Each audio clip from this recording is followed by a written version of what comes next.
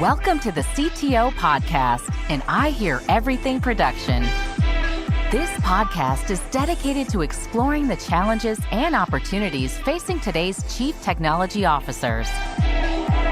Looking to discover what it takes to succeed as a CTO? Then sit back and relax as we explore the fascinating evolution of the world of technology leadership.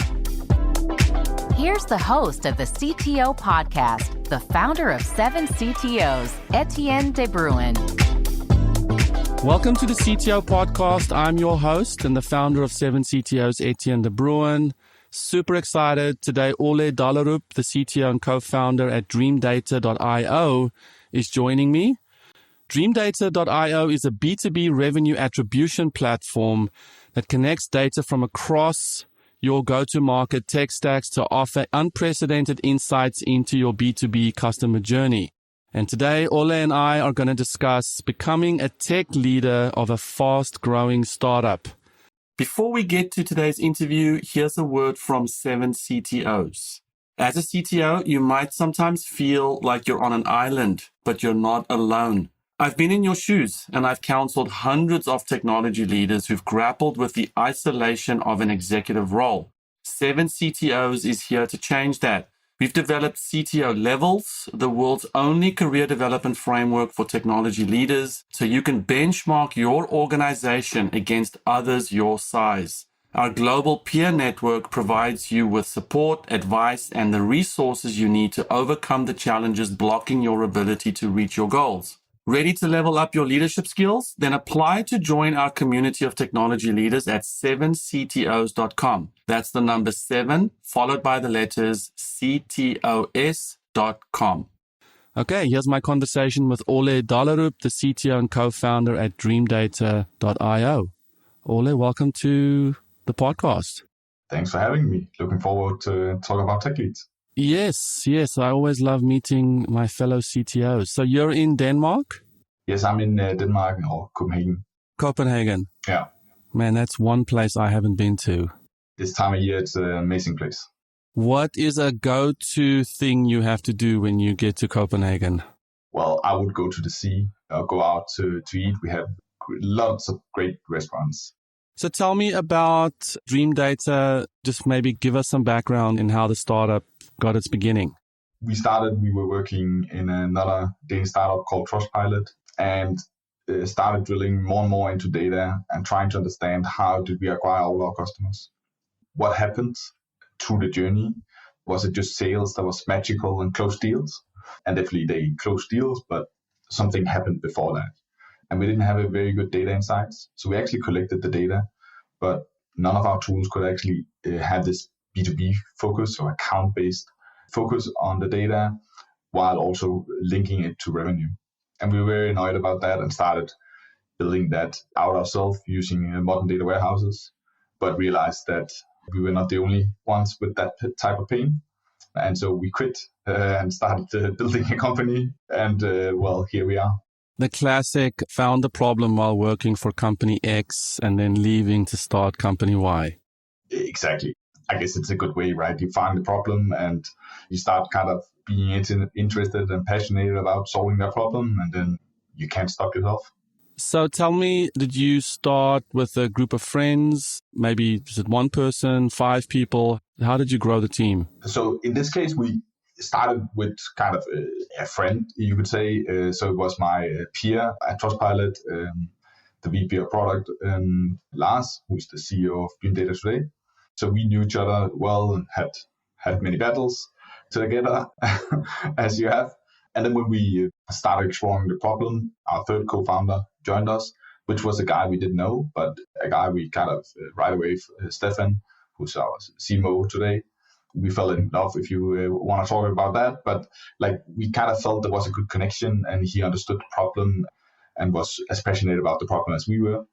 So he joined us, and then later, we hired people we knew, people we didn't know, like you do, right? But of course, it's natural to call up old friends or colleagues and say, hey, I have this type of problem, and I think you could help us solve that. Why don't you join us?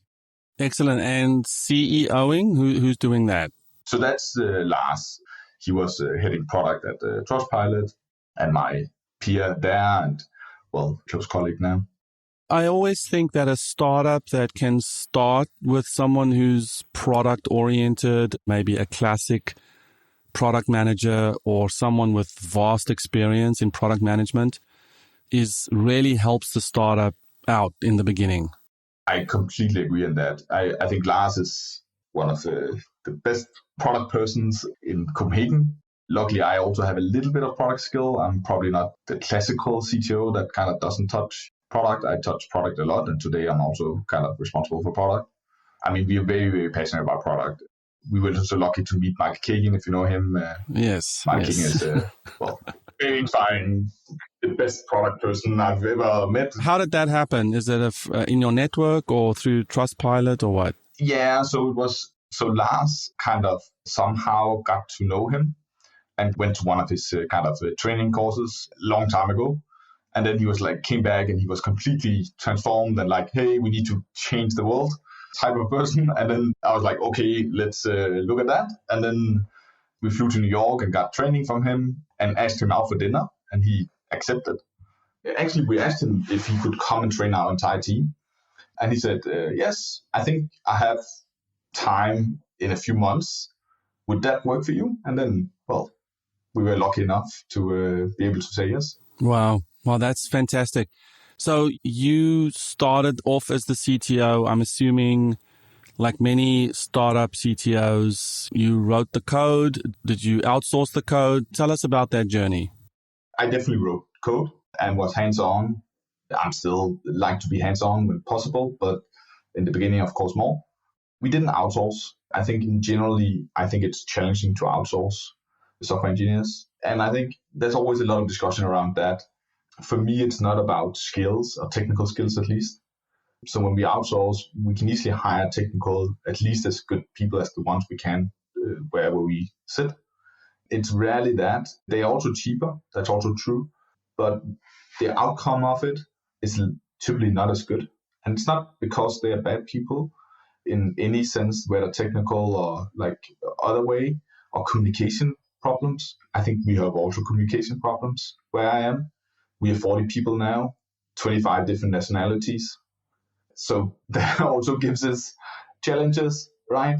For me, it's about sitting next to each other and being able to talk about the problems, being able to join customer calls, understand the customer problems, and really be able to drill into that and solve the right problems, not just solve it in a good way, but solve the right problems. And when we solve just a few of the right problems, I think we often nail a lot and we are able to sell the product to more people, move faster.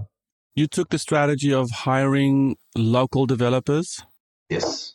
So everyone drives to the office? Everyone drives to the office, yeah. How large is your engineering team? So we are, 15 people in tech. Okay. So talk to me, is this your first time as CTO? So I was leading technology at Trustpilot, so a similar role, yeah. Okay. And talk to me a little bit about that leadership journey. So I joined Trustpilot very early on as employee number 10. And here I joined just as a relatively mid-level, probably to almost junior engineer. I had a couple of years of kind of hands-on experience, but I was very settled on just learning a lot and working a lot and just kind of growing. So I joined this team and we just kind of hacked and fixed things. And we are very inexperienced. The entire team is not very experienced. So we just try and solve things and then we read online and try our way. Luckily, that kind of Trustpilot get to hire a very experienced CTO. I don't know if he doesn't have a choice, but at least he picks me and kind of takes me under his wing and kind of puts me in a position first as you could say, a type of principal engineer where I'm a little bit overseeing all the work, but still hacking and coding a lot. And then one day he comes to me and says, hey, Ole, I think you should just take over reporting of all the engineers. And at this time, we were probably 20 engineers in Copenhagen, and we had also 20 engineers in Bangladesh. And I was like, that's quite a lot of people. And he's like, yeah, I think you can do that. And then I became a manager. Yeah. Interesting. And did you have, at that point, did he look to you for setting up a new team topology, or did you have engineering managers in place, or how did you grow? So I've been part of designing the team and hiring the team and kind of growing. So I knew people, but I had a different role, right? So I was not the boss and didn't kind of I made a lot of the technical decisions, but the team decisions were someone else. So when I took over, I had a team. There was no managers.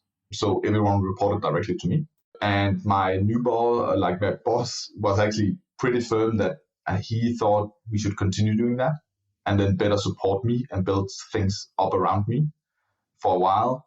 And I can maybe we can cover this later, but I learned that that's possible, but that's very hard to replicate. All things are possible. I mean, Definitely.